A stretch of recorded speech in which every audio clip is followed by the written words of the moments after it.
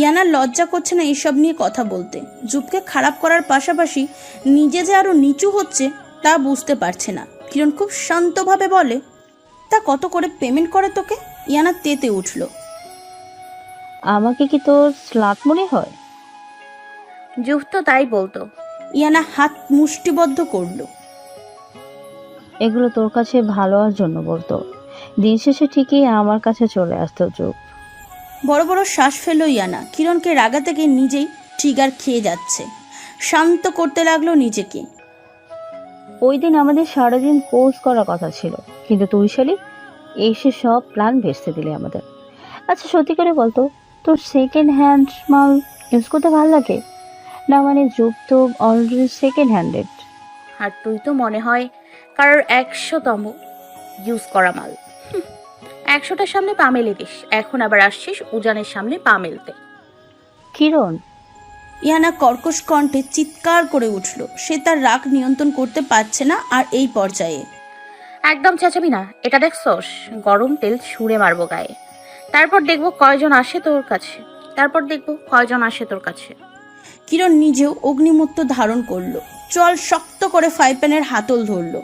ইয়ানা তা দেখে ভড়কে গেল কিছুটা। কিরণের ঠিক নেই, যা বলেছে তা করতে দুইবারও ভাববে না। ফুসফুস করতে করতে ব্যাগ হাতে নিয়ে চলে যেতে যেতে বলল, তোর কপাল পূর্বে দেখে নিস, জওয়ানের সাথে তুই সুখে থাকবি না, দিন রাত তর পাবি। ইয়ানা দরজায় লাথি মেরে চলে গেল। কিরণ সামান্য হাসে। তার কপাল তো অনেক আগেই পুড়ে গেছে। আর কি পুড়বে?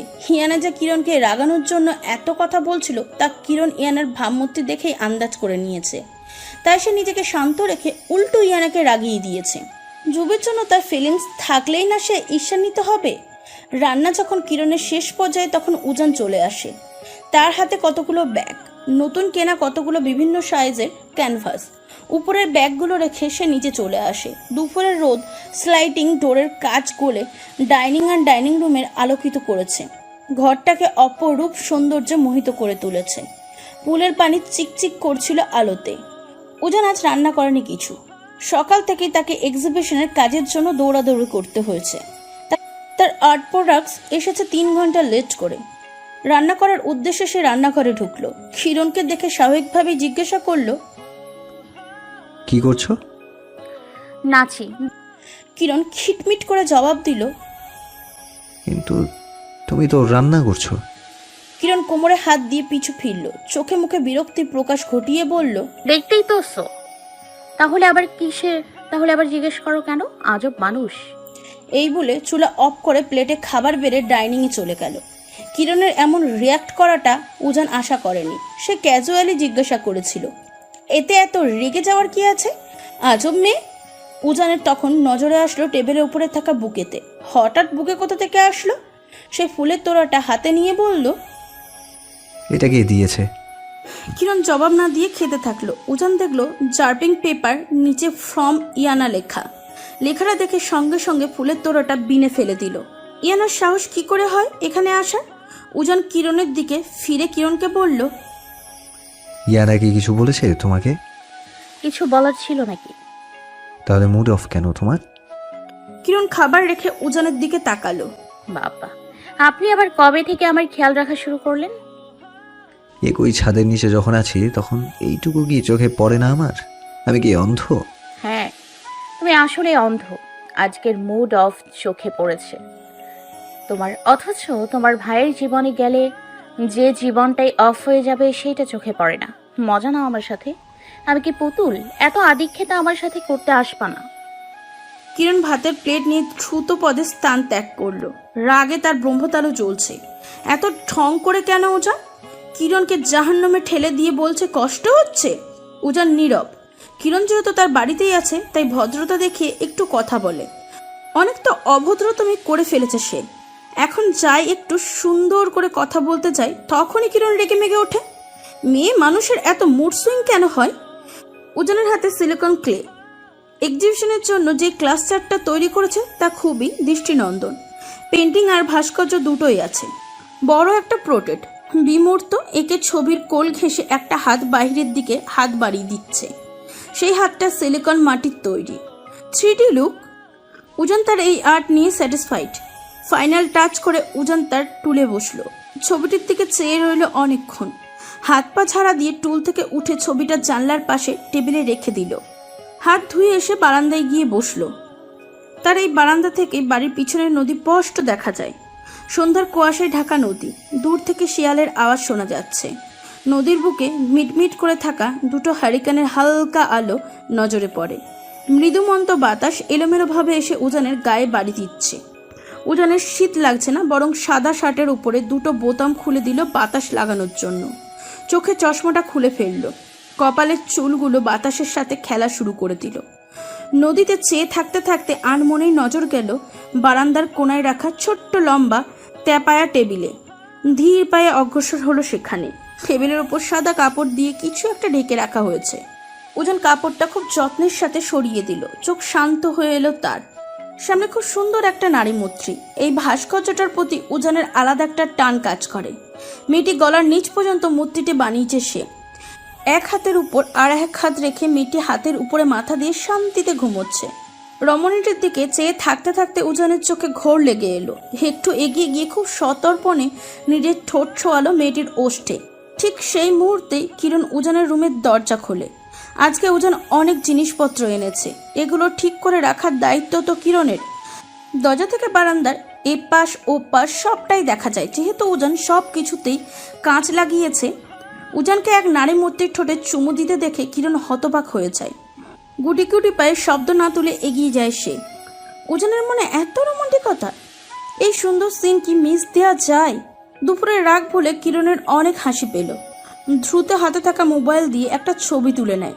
ছবি তুলতে গিয়েই ঘটে বিপত্তি। তার মনে নেই ক্যামেরার আওয়াজ যে অন করা, তাই ক্লিক ক্লিক শব্দ করে ওঠে মোবাইলটি। এতেই ধ্যান ছুটে যায় উজানের। সে দ্রুত উঠে দাঁড়িয়ে পড়ে। কিরণ ধরা খাওয়া চোরের মতন মোবাইলটা সরিয়ে নেয়। উজান বারান্দা থেকে চলে আসে। তার মুখশ্রী কঠিন। কারো রুমে ঢুকতে হলে যে নক করে ঢুকতে হয়, সেই ম্যানার্সটুকু তোমার জানা নেই? উজান প্রখর চোখে চেয়ে আছে, কণ্ঠ শীতল। নক করলে তো দেখতে পেতাম না তুমি যে কত পারভার্ট। কিরণ হাসি চেপে বলে, কি বোঝাতে চাইছো? কোন দিক দিয়ে আমাকে পারভার্ট লাগে? পারভার্ট না হলে কি আর একটা মূর্তিকে চুমু খেতে নাকি? আমি কি করব না করব সেটা কি এখন তোমাকে বলে করতে হবে? কিরণ দুই দিকে জোরে জোরে মাথা নাড়ালো। না তো, তোমার যা ইচ্ছা করো, আমার কি। এই বলে সে উকি দিয়ে মূর্তিটা দেখলো। মেয়েটি অনেক সুন্দর, চোখ বন্ধ করে আছে, হাতের উপর মাথা দিয়ে, মনে হয় ঘুমোচ্ছে। ঘুমন্ত মেয়ের সুযোগ নিতে লজ্জা লাগে না? কিরণ ফিক করে হেসে দিল কথাটি বলতে গিয়ে, কিন্তু উজানের ধারালো দৃষ্টি তার দিকে বিদ্ধ হয়ে আছে দেখে হাসি থামানোর চেষ্টা করে সোজা হয়ে দাঁড়ালো। কয়েক মুহূর্ত উজান কিরণকে তার সুচালো দৃষ্টির তোপে রেখে ফের বারান্দায় চলে গেল। সাদা কাপড় দিয়ে ঢেকে দিল মূর্তিটাকে। নিচে যে মাটিগুলো পড়ে আছে সেগুলো পরিষ্কার করে ক্যানভাসগুলো আনপ্যাক করো, উজান হুকুম করলো। কিরণ কাজে লেগে পড়ল।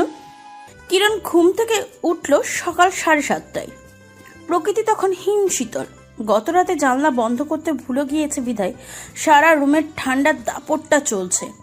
শীতে দাঁতের দাঁত লেগে আসছে কিরণের। গায়ে চাদর জড়িয়ে মাথায় মাংকি টুপি পরে রান্নাঘরে আসলো।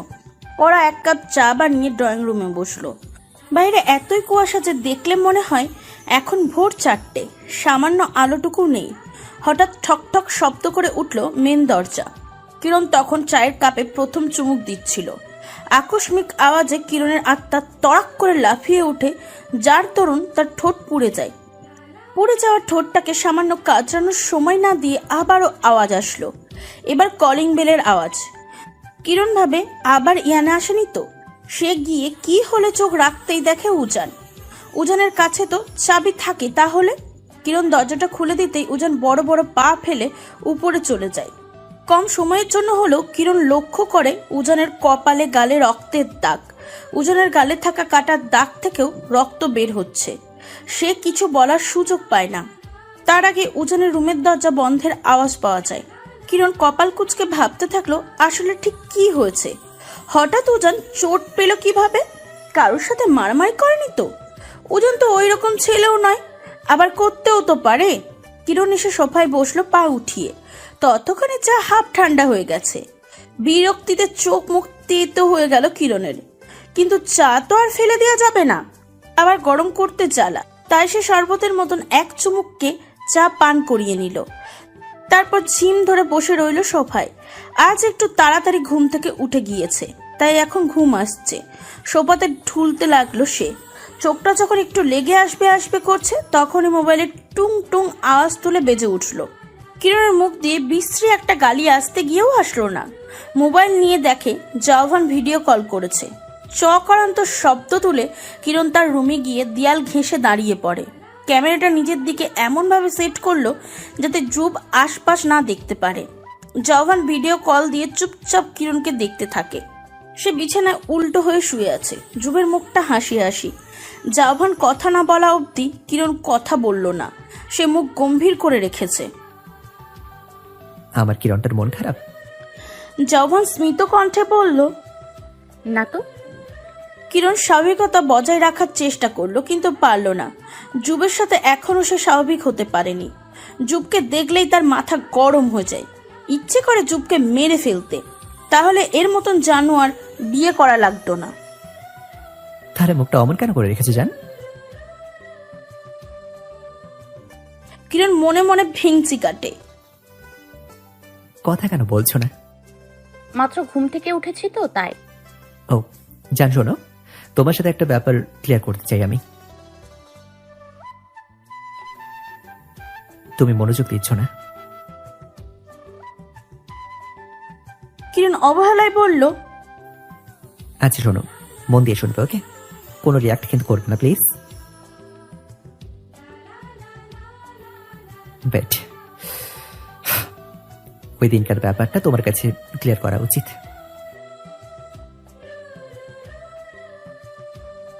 যুব ভাবে কিরণ অভিমান করেছে, অথচ কিরণের মনটা বিষিয়ে উঠেছিল যুবের এই ঢঙে। এখন আবার কি কাহিনী বানায় কে জানে। তোমাকে শুনতেই হবে। যদি না শোনো আমি কিন্তু ময়মনসিংহ চলে আসবো, তখন কিন্তু সামনে বসে শোনাবো। ওই দিন কি হয়েছিল? রাতের বেলায় আমি অ্যাডাল্ট ভিডিও দেখেছিলাম। কোনো দ্বিধা ছাড়াই যুব বলে যাচ্ছিল, আর কিরণ দাঁত খিচিয়ে তার বানানো গল্প শুনতে লাগলো। তখন হঠাৎ কলিং বেলটা বেজে ওঠে, তাই আমি ভেবেছি উজান, তাই দরজা খুলে আবার রুমে চলে আসি। আমি জানতাম না আসলে যে ইয়ানা এসেছে। আমার রুমের দরজাটাও তখন খোলা ছিল। আর দেখি কেউ একজন হেসে উঠল। ফিরে দেখি ইয়ানা, হাতে কতগুলো গোলাপ ফুল। আমি মোবাইলটা রেখে উঠে দাঁড়িয়েছিলাম ততক্ষণে। আমার খুব রাগ লাগছিল ইয়ানাকে দেখে। ওকে বের হয়ে যেতে বললাম। ও বলল সে ভেবেছিল উজান বাসায় আছে, কারণ উজান নাকি ইয়ানাকে বলেছিল সে রাতে বাসায় থাকবে। আমাকে অনুরোধ করলো এখন যাতে একটু থাকতে দেয়, তারপর উজান চলে এলে চলে যাবে। উজানের ফ্ল্যাটের চাবি আমার কাছে ছিল না যে ইয়ানাকে ওখানে পাঠাবো। তখন আমার আসলে কিছু হয়েছিল, আর কোন পাগলা কুকুর কামড়িয়েছিল যে ইয়ানাকে আমি থাকতে দিয়েছিলাম। এই বলে যুব থামলো। কিরণের প্রতিক্রিয়া তখন নির্বিকার। কিরণকে এমন নির্জীব থাকতে দেখে যুবের খুব কষ্ট হয়। তার কিরণটা ভিতরে ভিতরে নিশ্চয়ই দুমড়ে মুচড়ে যাচ্ছে। জান, এগুলো শুনতে তোমার খুব কষ্ট হচ্ছে তাই না?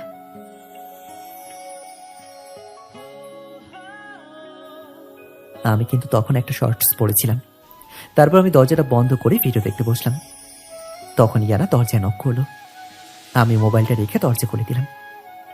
ও বলল ওর জামা ভিজে গেছে পানি পড়ে, ঠান্ডায় থাকতে পারছে না, তাই আমার একটা টি শার্ট বা শার্ট দিতে ও নিজে একটা শার্ট বেছে নিল। আমি তখন খাটে বসেছিলাম আর ওর যাওয়ার অপেক্ষা করছিলাম। ও তখন আমার ওয়াশরুমে গিয়ে চেঞ্জ করে আসলো। আমার অনেক ঘুম আসছিল, তখন ভাবলাম ঘুমিয়ে পড়বো। মোবাইলটা বন্ধ করে আমিও ঘুমানোর প্রস্তুতি নিচ্ছিলাম। তো হঠাৎ আমার সামনে আসে আমার শার্ট পরি। আমার তখন চোখে ঘুম, কিন্তু রুম থেকে যাচ্ছিলই না। আমি বললাম যে যাওয়ার সময় দরজাটা আটকে যেতে।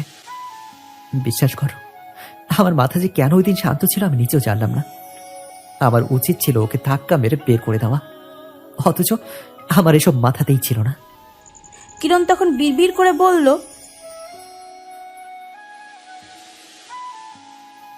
কিছু বললে কিরণ? বলছি, তারপর কি হয়েছে? তারপর আমার চোখে যখন ঘুম লেগে আসছিল, অনুভব করলাম ইয়ানা আমার পাশে এসে বসে আমার দিকে এগিয়ে আসছে আমাকে কিস করার জন্য।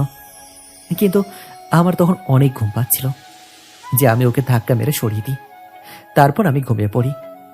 আর সকালে উঠে আমি তোমাকে দেখি, তোমাকে রাখতে দেখে আর ইয়ানাকে আমার শার্টে দেখে তখন আমার মনে হয়েছিল তুমি হয়তো আমাকে ভুল ভাবছো। আসলেই তাই। কিন্তু আমি নেকেড ছিলাম না কিরণ, আমার পরনে শর্ট ছিল। তুমি খেয়াল করেছো কিনা জানি না। কিরণের মনে পড়ল যুবের কোমর থেকে বাকি অর্ধেক চাদর জড়ানো ছিল আর ওর শর্টস ফ্লোরে পড়েছিল। লাভ, তুমি আমাকে ভুল বুঝছো। ইয়ানার সাথে আমার কোনো সম্পর্ক নেই। ও আসলে তোমাকে সহ্য করতে পারে না, তাই এই নাটকটা করেছিল যাতে তোমার আর আমার মধ্যে ভুল বোঝাবুঝি হয়। আমি কোনোদিন কোনো মেয়ের সাথে কথাই বলিনি, আর ইন্টিমেসি তো দূরের কথা। এই বলে যুব মুখ ছোট করে ফেললো। কিরণ মনে মনে বলল,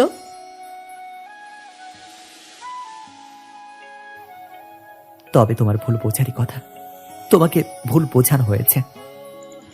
এই পর্যায়ে কিরণের কান খাড়া হয়ে গেল। সব উজানের দোষ। উজান হয়তো জানতো এইসব ব্যাপারে, তাই সে তোমাকে আমার ফ্ল্যাটে নিয়ে আসে যাতে তুমি আমাকে ভুল বোঝো। আসলে ঘরের শত্রুই বিভীষণ। বলেই যুব চোয়াল শক্ত করে ফেললো। মানে ওয়েট, এখানে উজান আসলো কোথা থেকে? কারণ ও তোমাকে নিয়ে এসেছে।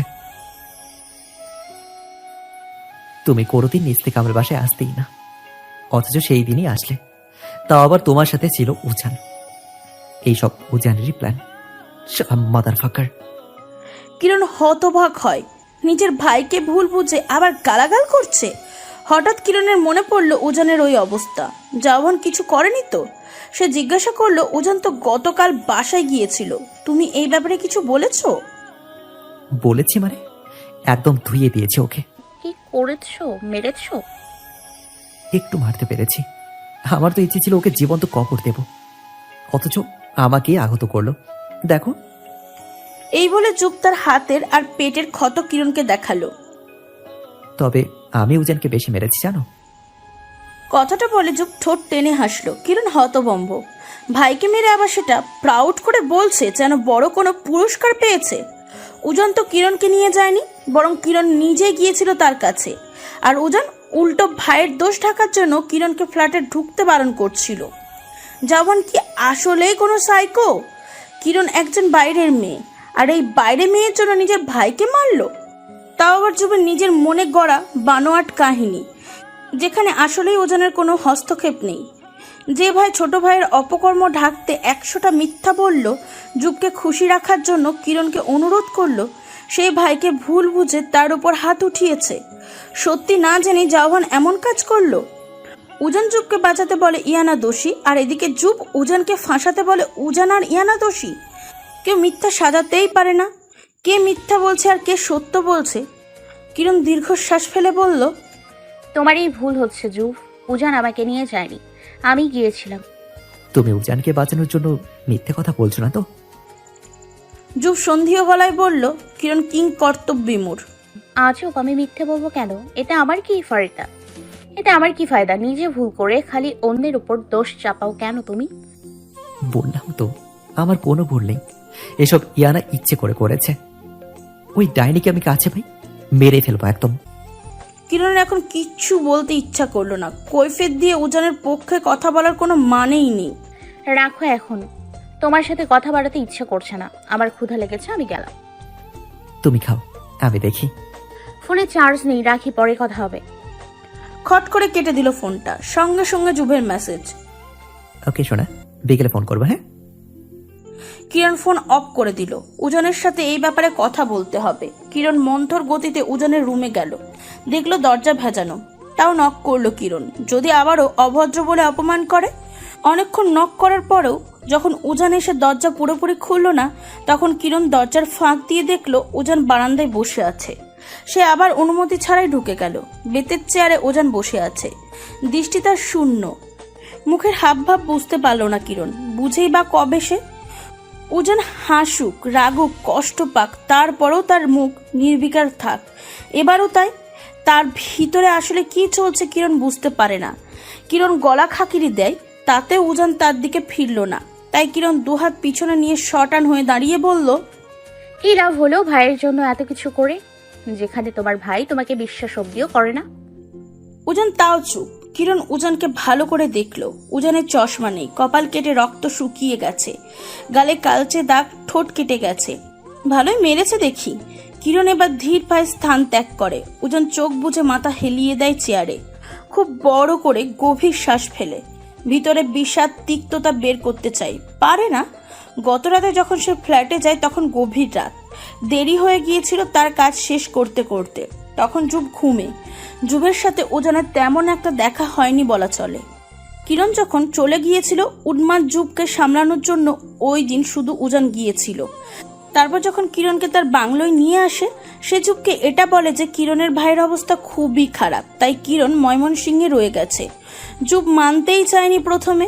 সে শোনা মাত্রই ময়মনসিংহ যাওয়ার প্রস্তুতি নিয়েছিল, কিন্তু উজান তাকে অনেক বুঝিয়ে শুনিয়ে বাসায় রেখেছে। তারপর থেকে উজান নিজের কাজেই থাকে, আর যুবের সাথে তার দেখা হয় না। উজান যখন বাসায় আসে তখন যুব ঘুমে থাকে, আবার যখন চলে যায় তখনও যুব ঘুমে থাকে। এমনিতেও তার এই বাসায় আসার কোনো দরকার নেই, যেহেতু তার সব আর্ট সরঞ্জাম বাংলোতে নিয়ে গিয়েছে। উজান চেয়েছিল বাংলোতেই থেকে যেতে, কিন্তু একা একটা বাসায় একজন ছেলে আর মেয়ে থাকবে সেটা কেমন অশোভন লাগে তার নিজের কাছে, তাই ফ্ল্যাটে চলে আসে। বিষয়টা এখানেই শেষ হতে পারত, কিন্তু না। আজ সকালে উজানের দরজায় তীব্র আঘাতের আওয়াজে ঘুম ভেঙে যায়। দরজা খোলার সঙ্গে সঙ্গে যুব হঠাৎ করে তার উপর আক্রমণ করে বসে। হাত মুষ্টিবদ্ধ করে উজানের পেটে 2টা ঘুষি লাগায়। ঘটনার আকস্মিকতায় উজান হতভম্ব হয়ে যায়। প্রথমে কিছুই বুঝতে পারে না কেন যুব এমন করছে, তাই সে যুবকে ধাক্কা মেরে সরিয়ে শান্ত হতে বলে, কিন্তু যুব শান্ত না থেকে উল্টো আরো তেড়ে আসে। হাতের কাছে পাওয়া ফুলদানি নিয়ে উজানকে মারতে চাইলে উজান নিজেকে রক্ষা করার জন্য যুবের পেটে লাথি দেয়। জীবনে প্রথম সে ভাইকে মারল, তা ভেবে তার ভিতরটা তখন আফসোস উত্তাপে জ্বলছিল। লাথিটা বোধহয় একটু জোরেই লেগেছিল, কারণ যুব পেটে হাত দিয়ে বসে পড়ে। উজানের এতে অনেক খারাপ লাগলো। শত হোক ভাই তো, কিন্তু নিজেকে রক্ষা করার এর চেয়ে ভালো উপায় তখন তার মাথায় আসেনি। সে গিয়ে যুবকে ধরার চেষ্টা করলে যুব তাকে বাধা দেয়। সে পেটে হাত দিয়ে দাঁতে দাঁত চেপে যুবের মুখের মধ্যে ঘুষি লাগিয়ে দেয়। এরই মাঝে যুবের কথাবার্তায় বুঝে গিয়েছিল সে ওই দিনের ঘটনার জন্য উজানকে দায়ী করছে। উজান কিছু বলার সুযোগ পায় না, তার আগেই যুব হাতের কাছে যা পায় তাই ছুঁড়ে মারে, আর অকথ্য ভাষায় গালিগালাজ করতে থাকে। উজান স্তব্ধ হয়ে যায় যুবের মুখের ভাষাগুলো শুনে। কি খারাপ ভাষায় তাকে গালাগাল করছে। গালিগালাজ অব্দি ঠিক ছিল, কিন্তু তারপর যুব তার লাইন ক্রস করে ফেলে। চরম কিছু সত্যি কথা ছুঁড়ে মারে উজানকে। সে নির্বিকার হয়ে যায় তা শুনে। যুবের এই কথাগুলো তীরের মতন ছুটে এসে উজানের বুকের মধ্যিখানে আঘাত হানে। কঠিন কথায় তীরের ফলাগুলো উজানকে ভিতর থেকে ছিন্ন ভিন্ন করে নিঃস্ব করে দিল। কার জন্য এত কিছু করলো সে? ছোট থেকে জাওহান যা চেয়েছে সব দেওয়ার চেষ্টা করেছে উজান, শুধুমাত্র তার ভাই ভালো থাকবে বলে, ভাইয়ের কষ্ট হবে বলে নিজের পছন্দ অপছন্দ পরিবর্তন করলো। এই এত বিসর্জন, এত ত্যাগ কার জন্য?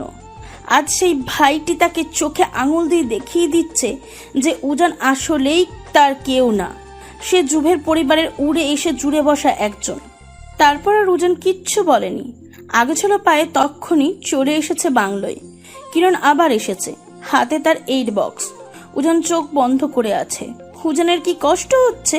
সে উজানের সামনে ছোট্ট টেবিলটায় বক্সটা রাখলো। উজান চোখ মিলে তাকালো টেবিলের দিকে, কিছু বলল না। ক্ষত স্থানে লাগিয়ে নিন, এই বলে কিরণ চলে যেতে লাগলো। তারপর দরজার সামনে দাঁড়িয়ে উজানকে পর্যবেক্ষণ করতে লাগলো। দীর্ঘ 10 মিনিট পর উজান 8 বক্সের দিকে হাত বাড়ালো, কিন্তু বক্সটা খুলতে গিয়ে তার হাত টনটন করে উঠলো ব্যথায়। ফলে বক্সটা উল্টিয়ে পড়লো। উজান 2 হাতের দিকে তাকালো। 2 হাতের তালুই ক্ষত গভীর। কিরণ পিছন থেকে সবটাই দেখলো। মানবতা দেখিয়ে এবার সে এগিয়ে আসলো। হেল্প লাগবে? উজান কিরণের কণ্ঠ শুনে সোজা হয়ে বসে হাত গুটিয়ে নেয়। কিরণ তার পাশের চেয়ারটায় বসে 8 বক্সের জিনিসপত্র গুছিয়ে রাখলো। মুখ ফুটে বললে কি মুখ ক্ষয় হয়ে যাবে নাকি? উজানের চেয়ারের কাছাকাছি নিজের চেয়ার টেনে নিল কিরণ। তুলা দিয়ে উজানের কপালে ক্ষত পরিষ্কার করতে লাগলো। উজান একটা টুস শব্দ করলো না। দিগন্তে দৃষ্টি তার। কিরণ পরিষ্কার করতে করতে উপদেশ দেওয়ার স্বরে বলল, একদম ঠিক হয়েছে। আমাকে কষ্ট দিয়ে তুমি তোমার ভাইয়ের লাইফে ঠেলে দিতে চাইছিলে না? এখন সেই ভাইয়ের হাতেই মিথ্যে অপবাদে মার খেতে কেমন লাগলো? অন্যের ভালোর দিকে না তাকিয়ে নিজের ভালোটা একটু বোঝো। তোমার ভাই আজীবন স্বার্থপরই থাকবে। তুমি কলিজা কেটে খেতে দিলেও বলবে লবণ কম হয়েছে। কিরণের কথা শেষে উজান তার দিকে তাকালো চট করে। কিরণ উজানের গালের দিকটা তখন পরিষ্কার করছিল। উজানের প্রগাঢ় শানিত দৃষ্টির সাথে কিরণের দৃষ্টি মিলিত হতেই কিরণের বুক কেঁপে উঠল আচমকা। হাত থেমে গেল তার। কয়েক মুহূর্ত স্থায়ী হলো সেই ধারালো দৃষ্টি। তারপর চোখ ফিরিয়ে নিল উজান। উজান আহত ক্লান্ত মুখের প্রখর চাহনিতে কিরণের বুক তখন কাঁপছিল। উজানের দৃষ্টিতে ছিল মর্মবেদনা।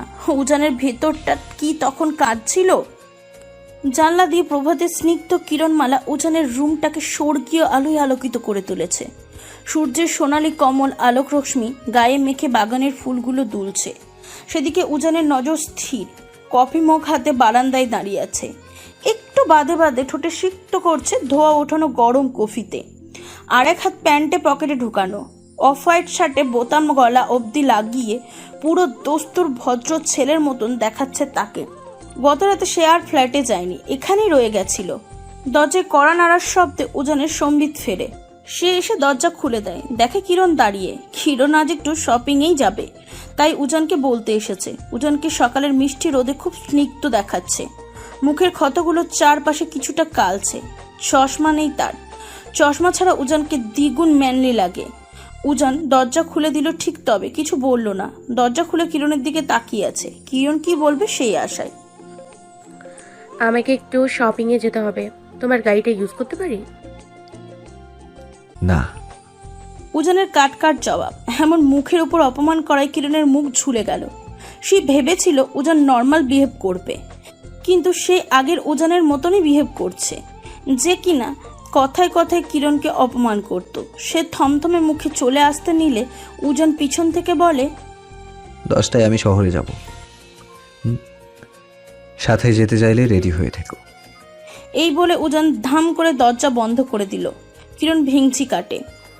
যখন সাথে নেবেই তখন অপমান করার কি দরকার ছিল? 1 সপ্তাহ হয়ে গেছে কিরণের এখানে আসার, আর 1 সপ্তাহের মতো থাকতে পারে সে। তারপর একটা চাকরি খুঁজে সেই পুরনো জীবনে ফিরে যেতে হবে। বুক চিরে দীর্ঘশ্বাস বের হয় কিরণের। মীরার সাথে যোগাযোগ করে বলেছে সে হোস্টেলে এবার উঠবে। আর মীরা নাকি পাশের এনজিওতে চাকরি করে, সেখানে কিরণের জন্য একটা চাকরি জোগাড় করে দিবে। পথ ছোট, তবে তাতে কিরণের সমস্যা নেই। 2 টাকা রোজগার তো হবে। কিরণ সিদ্ধান্ত নেই চাকরি করার পাশাপাশি চুপকে না জানিয়ে সে নিজের ব্যবসা দাঁড় করাবে। তবে আগে প্রয়োজনীয় জিনিসপত্র কিনে বিভিন্ন পণ্য তৈরি করে রাখবে। এই 1 সপ্তাহ কিরণ অনেক কিছুই বানিয়েছে। কয়েকটা শাড়ি পেন্টিং করেছে, কতগুলো ব্যাগ এমব্রয়ডারি করেছে, কার্ডবোর্ড দিয়ে ওয়াল হ্যাঙ্গার, ওয়ালমেট, মিনিয়েচার হাউস, অনেক কিছু বানিয়েছে। কিরণ একটা জিনিস বুঝেছে যে কিছু করার আগে প্রায়োরিটি থাকতে হয়। এই কাজগুলো প্রায়োরিটির লিস্টে রাখলেও কাজটা নিত্যদিনের কাজের মতোই সহজ হয়ে যায়। কিরণ সকাল থেকে রাত অবধি কঠোর পরিশ্রম করে এইসব বানিয়েছে। তার মাঝে প্রতিদিন উজানের কাজও শেষ করেছে। কিরণের হাতে আর 1 সপ্তাহ বাকি। এই 1 সপ্তাহের মধ্যে অনেক কাজ এগিয়ে নিতে হবে, কেননা পরে চাকরি জীবনে ঢুকলে এখানকার মতন অফুরন্ত সময় হাতে পাবে না। কিরণের কাছে মনে হলো উজান আর ফ্ল্যাটে যাবে না, এখানেই থাকবে। কেননা ভাইয়ের থেকে পাওয়া আঘাতের পর উজান জুপ সম্পর্কে একটা কথাও বলেনি। উজান বাংলোয় থাকলে কিরণের জন্য একটা অসুবিধা, সে উজানকে বলবে তার কাছে কিছু মাটি বিক্রি করতে। উজানের কাছে কয়েকটা ধরনের মাটি আছে। মাটিগুলো কিরণ দেখেছে, এগুলো দিয়ে খুব সহজে অনেক কিছু বানানো যাবে। এই মাটি উজান কোথা থেকে ইম্পোর্ট করেছে কিরণ জানে না। কিরণ এই ইম্পোর্ট করা খরচ চালাতে পারবে না, তাই সে উজানকে বলবে তাকে কয়েকটা বস্তা মাটি দিতে, বিনিময়ে তার বেতনের থেকে কেটে নিতে। সে মাটি দিয়ে কিরণ জিনিসপত্র বানাবে। ছোটবেলায় যে সে হোস্টেলে ছিল তার পাশেই ছিল কুমোরশালা। সেখানে সে মাঝে মাঝে গিয়ে দেখত। সে নিজেও চাচাদের বলে মাটি হাতে এটা সেটা বানাতো। তাই সে একটা পটারি উইল কিনবে, তারপর পূর্ব অভিজ্ঞতা কাজে লাগিয়ে আর এখন অনলাইনে দেখে নিজে বানাবে। মাটির হাঁড়ি, ফুলদানি, কাপ, পিরিচ, হাতের চুড়ি, আংটি ইউটিউবে দেখেছে কয়েকজন আঙুলের সমান ছোট্ট ছোট্ট ফুলদানি, পুতুল ইত্যাদি বানাতে। সেও বানাবে এসব। তার কাছে এই ছোট জিনিসগুলো অনেক কিউট লাগে। কিরণের শখের শেষ নেই। তার চোখ চকচক করে যখন সে তার স্বপ্নের কথা ভাবে। নিজের দোকান, নিজের হাতে বানানো আসবাবপত্র, আহা, চোখের শান্তি, মনেরও শান্তি। কোথায় নামবে তুমি? উজানের আচানক প্রশ্নে ভাবনার সুতো কাটে কিরণ। সে এতক্ষণ গাড়িতে বসে কত কি কল্পনা করছিল। এখানেই। তুমি কি কোথাও যাবে এখন? হুম। রাস্তার দৃষ্টি রেখে জবাব দেয় উজান। কিরণ কিছু না বলে নেমে পড়ে। ভদ্রতার খাতিরে জানলা দিয়ে উজানকে বলে, থ্যাঙ্কস। এই বলে সে উজানের জবাবের অপেক্ষা না করে চলে যায়, কারণ উজান জবাব দিবে না। কিন্তু কিরণকে অবাক করে দিয়ে উজান বলল,